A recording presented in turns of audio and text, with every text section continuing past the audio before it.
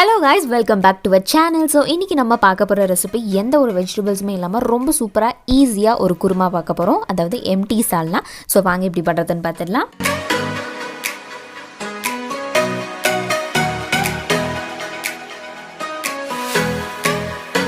So first coconut paste பண்ணுறதுக்கு ஒரு mixer ஜாரில் 1/4 கப் தேங்காய் சேர்த்துருக்கேன். இது கூட 1 டீஸ்பூன் சோம்பு, 1 டீஸ்பூன் கசகசா, இது எல்லாத்தையுமே சேர்த்துட்டு தண்ணி சேர்க்காமல் அரைச்சிட்டு வந்துடலாம். இப்போ பாருங்கள், இந்த மாதிரி நல்லா அரைஞ்சிருக்கணும். இதில் நான் 1/4 கப் தண்ணி சேர்த்துருக்கேன். இது தண்ணி சேர்த்துட்டு லைட்டாக ஒரு தடவை மிக்ஸ் பண்ணி விட்டுக்கோங்க. இன்னும் தண்ணி தேவைப்படுச்சுன்னா கூட நீங்கள் சேர்த்துக்கலாம். இதை பாருங்கள், நல்லா ஃபைன் பேஸ்ட்டாக இந்த மாதிரி இந்த கன்சிஸ்டன்சியில் நல்லா அரைச்சி எடுத்துக்கோங்க. இப்போ இது ஓரமாக இருக்கட்டும். ஒரு கடாயில் 3 டேபிள் ஸ்பூன் எண்ணெய் சேர்த்துக்கோங்க.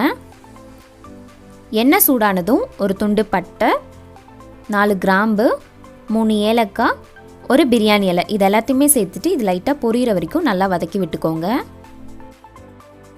இது கூட 2 பச்சை மிளகாய் சேர்த்துட்டு இதையும் லைட்டாக கலந்து விட்டுறலாம்.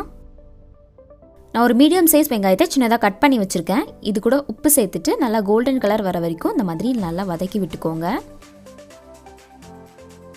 வெங்காயம் வதங்கினதும் இதில் நான் 3 டேபிள் ஸ்பூன் இஞ்சி பூண்டு பேஸ்ட் சேர்த்துருக்கேன்.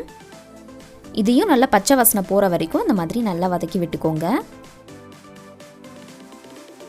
இது கூட 1 டீஸ்பூன் மிளகாய்த்தூள், 2 டீஸ்பூன் தனியாத்தூள், 2 டீஸ்பூன் கரம் மசாலா, இது எல்லாத்தையுமே சேர்த்துட்டு இதையும் நல்லா பச்சை வாசனை போகிற வரைக்கும் ஒரு 30 செகண்ட் நல்லா வதக்கி விட்டுக்கோங்க. இப்போ இது கூட ஒரு மீடியம் சைஸ் தக்காளியை சின்னதாக கட் பண்ணி வச்சுருக்கேன். இதை சேர்த்துட்டு இது ஒரு வாட்டி நல்லா கலந்து விட்டுருங்க. இது கூட 1/4 கப் தண்ணி சேர்த்துட்டு இதையும் நல்லா கலந்து விட்டுருங்க. இதை க்ளோஸ் பண்ணி மீடியம் ஃப்ளேம்லேயே வச்சு ஒரு 5 மினிட்ஸ்க்கு நல்லா வேக விட்டுருங்க. இப்போ பாருங்கள், தக்காளி நல்லா மசிஞ்சு வந்துருச்சு. இந்த ஸ்டேஜில் நம்ம அரைச்சி வச்சுருக்க அந்த கோகோனட் பேஸ்ட்டை சேர்த்துக்கலாம். இப்போ அதே மிக்சர் ஜாரில் 1 கப் தண்ணியை நல்லா அலசி சேர்த்துருக்கேன். இது லைட்டாக கலந்துட்டு இன்னும் 1 கப் தண்ணி சேர்த்துருக்கேன். உங்களுக்கு இன்னும் கொஞ்சம் நல்லா தண்ணியாக வேணும் அப்படின்னா இன்னும் 1/2 கப் தண்ணி சேர்த்துக்கோங்க. இப்போ இதுக்கு தேவையான அளவு உப்பு சேர்த்துட்டு இதையும் நல்லா கலந்துட்டு இதை க்ளோஸ் பண்ணி ஒரு 20 மினிட்ஸ் லோ ஃப்ளேம்லேயே வச்சுருங்க. இப்போ 20 மினிட்ஸ் ஆயிடுச்சு. இதை ஓப்பன் பண்ணிடலாம். உங்களுக்கு இன்னும் நல்லா திக்காக வேணும் அப்படின்னு நினச்சிங்கன்னா இன்னும் ஒரு 5 மினிட்ஸ் லோ ஃப்ளேமில் அப்படியே க்ளோஸ் பண்ணி வச்சுருங்க.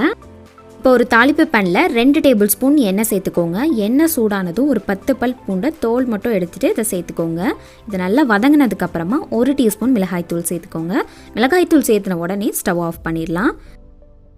இப்போ இதை அந்த சால்னால சேர்த்துக்கலாம். சேர்த்துட்டு இதையும் நல்லா கலந்து விட்டுருங்க. இந்த மாதிரி நல்லா கலந்ததுக்கப்புறமா ஃபைனலாக கொத்தமல்லி தழை சேர்த்துருங்க. சேர்த்துட்டு இதையும் நல்லா கலந்துட்டு ஸ்டவ் ஆஃப் பண்ணிடலாம்.